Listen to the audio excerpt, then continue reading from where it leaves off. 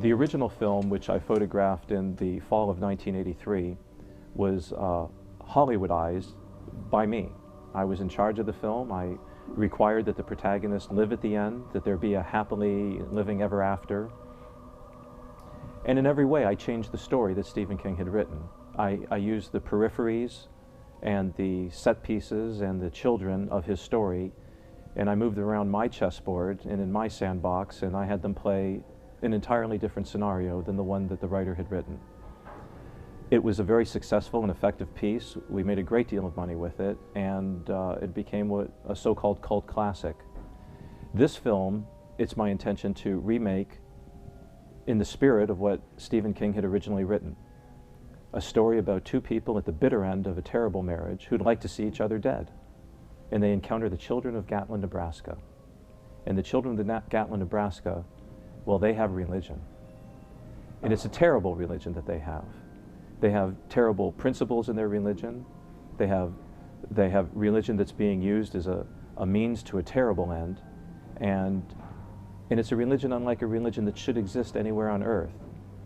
I was brought to remake this because I was seeing religions that exist on earth right now that mirror the story that King was telling. And I thought that the genre of horror, which is very popular, would be a very effective way to make the point of how wrong people are acting on earth right now.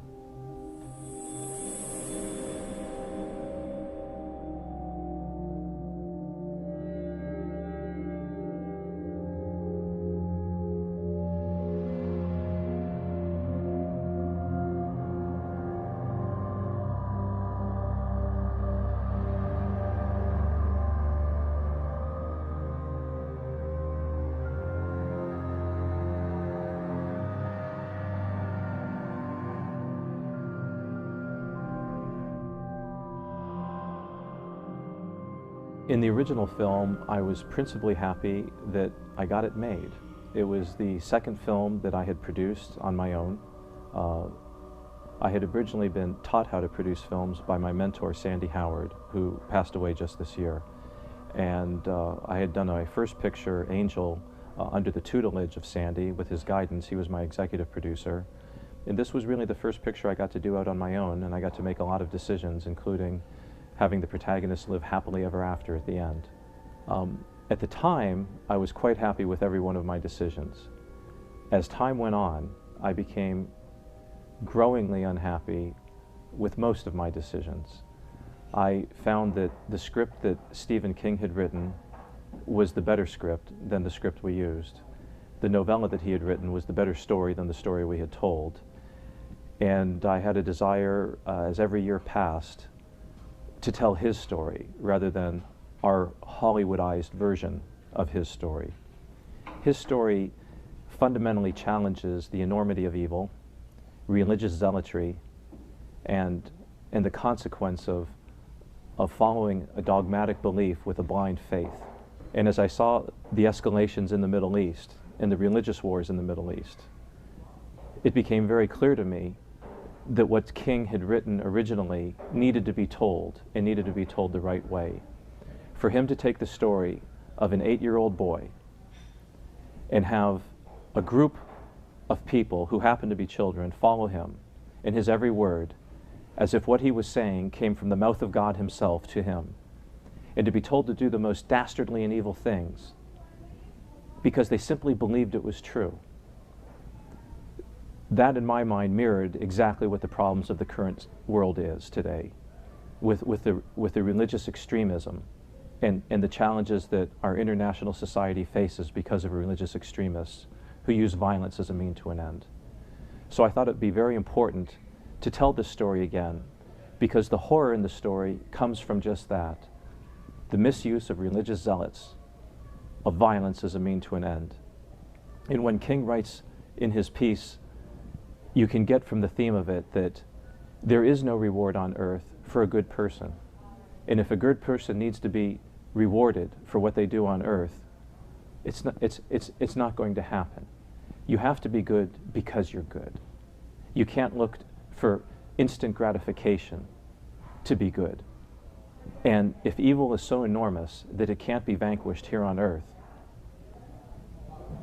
this this is the challenge that we face. This is the underlying tenet of what makes a horror film horrific. And this is the reason why I want to remake the film, so that I can show as a protagonist faces an enormous challenge by evil itself, with no particular way to conquer it, that they must simply be good. And to the extent that they fail doing that, then they fail. But there cannot be a reward for being evil. Look up at Isaac. Look back. When Stephen King saw the original production, I heard what his response was by looking at one of the morning talk shows that he was on. And what a gracious man he was to, instead of trash the film and reveal the core and detail of his actual opinion, he simply, professionally, and eloquently said something along the lines of, "I'm sure these filmmakers will go on to do some good work in the future." And it really rang a bell with me. I knew from that what his opinion of this was. I made it a point after I completed the script to contact Stephen King and to make a copy available to him. I was saddened in my heart to get a response from his attorney that Mr. King would not be reading my screenplay and would not be participating in the production. I hope that Mr. King watches this film. I hope he sees that it was our agenda to tell his original story essentially as he wanted it told. And I'm very excited to find out what his opinion of it is going to be. Thank you, thank you, thank you. Kudos, kudos. Thank you very much. Thank you for the time to do this this morning. Thanks for doing it. The greatest challenges that we faced on this film are far different from the challenges we faced on the first one. Because on the first one we had a very, very limited budget, and I was a young and novice filmmaker who was not very well seasoned, being only my second production on my own. I made a decision that the children in the movie should be over the age of 18, playing as if they were younger, with the exception of possibly just one or two scenes where we had a crowd of children filmed very briefly. On this film, I wanted there to be a very large number of children, and I wanted them to be children. And this was my goal. As such, it presented enormous challenges because of all the rules involved with filming children on a movie set. And where we have slightly more resources than we had on the original one, this would still be what one considers to be a low-budget film. So with the limited amount of money, which then means a limited amount of time, the challenges of putting together 80 to 100 children in very many scenes in the movie was enormous. Only but for the fact that I've been doing this for well over 25 years and have over 30 films produced under my belt, is it the case that I could figure out a production agenda that could complete this. It was the most challenging task I've ever undertaken, and I'm happy to say that we met the challenge.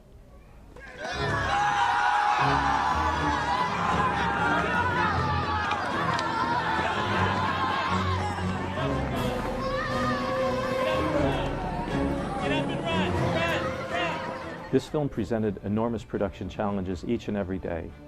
As I would go from day to day and look for the day that was going to be the light day or the day that was going to be the easy day, it just didn't happen. Every single day presented an enormous challenge. From the scenes that should have been very simply done, shooting inside of a car, we had thunderstorms and thunder showers that day, and it made production on those days extraordinarily difficult.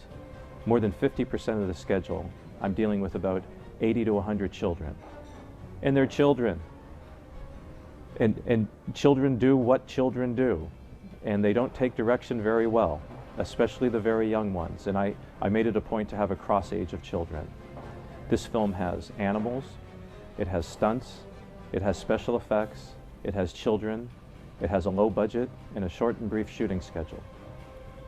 Having produced the original Children of the Corn over 25 years ago, I was excited at the prospect of sitting down speculatively and writing a remake of this so that I could tell Stephen King's story the way I believe he had originally intended it to be told. I'm very happy that I've had the opportunity to do that. It's been an enormous undertaking. I've gone for the last approximately 4 months with an average of about 3 to 4 hours sleep a night, working every single day.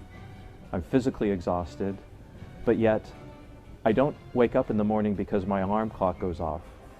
I wake up in the morning with the enthusiasm of a 4-year-old boy who knows that tomorrow Christmas is coming and Santa Claus is bringing presents.